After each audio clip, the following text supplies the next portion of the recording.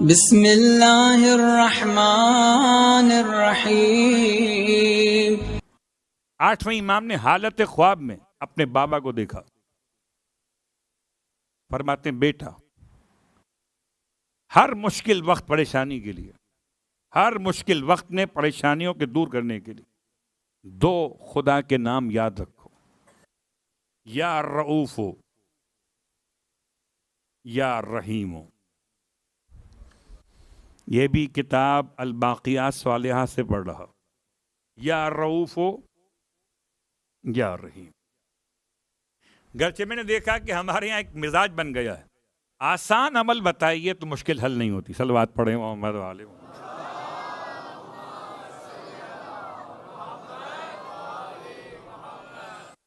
یا طہورو یا طاہرو یا طہورو بتاؤں تو الگ موضوع ہو جائے گا، مشکل سا ہو گئی، لگے کہ ہاں کچھ پڑھ رہے ہیں، یہ کیا یا رؤوف ہو یا رحیم ہو۔ تو ساتویں امام نے کیوں فرمایا پھر آٹھویں امام سے آ کے؟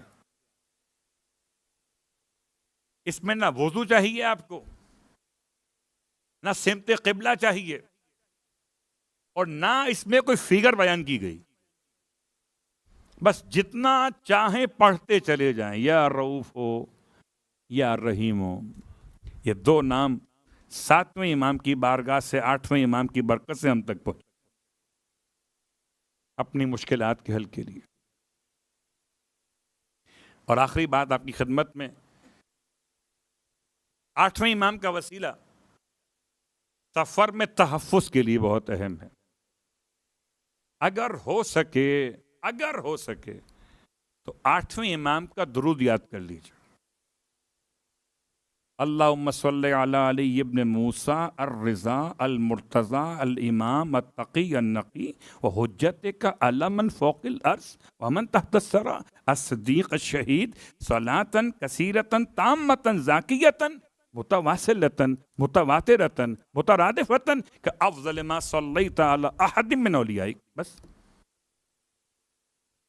اتنا سا تو ہے، یاد کر لیجیے۔ اور جب سفر پہ جائیں، آپ سفر پہ جائیں آپ پڑھیں، امام زمانہ علیہ السلام خود پڑھتے ہیں۔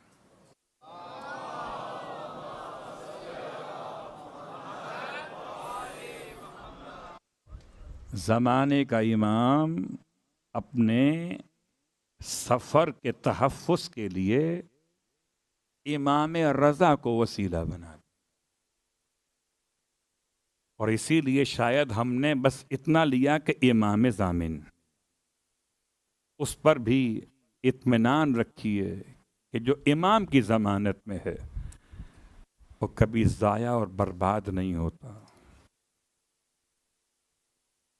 انسان تو انسان، اگر حیوان بھی امام کی پناہ لے لیں تو حیوان بھی محفوظ ہو جاتے ہیں۔ اس لیے آپ کا خاص لقب مشہور ہوا وہاں کی لغت کے لحاظ سے آہو، ضامن آہو، ہرن کو پناہ دینے والے۔ اسی امام کی بارگاہ میں محرم کا چاند ہوا ہے اور حزن و ملال کے آثار ہیں۔ جب میرا معصوم آقا اور مولا محرم کا چاند دیکھتا تھا، ہر امام بہت روتے تھے۔ اور آٹھویں امام کی خدمت میں بیٹھے ہوئے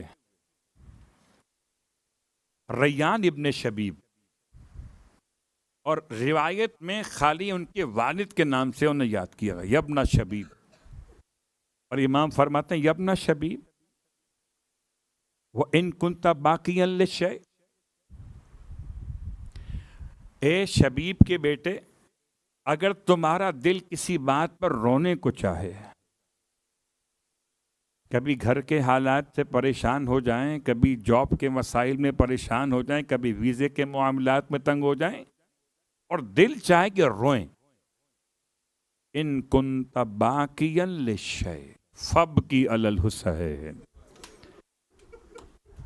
رونے والوں، میرا امام فرماتا ہے کہ اے شبیب کے بیٹے، تجھے چاہیے کہ جب رونے کا دل کرے، محرم ہو نہ ہو، مجلس ہو نہ ہو، مسائی پڑھے جائیں نہ پڑھے جائیں، جب رونے کا دل چاہے تو رویا کر میرے جد حسین پر۔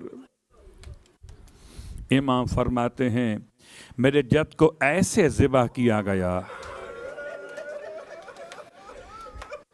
جیسے زمانہ جاہلیت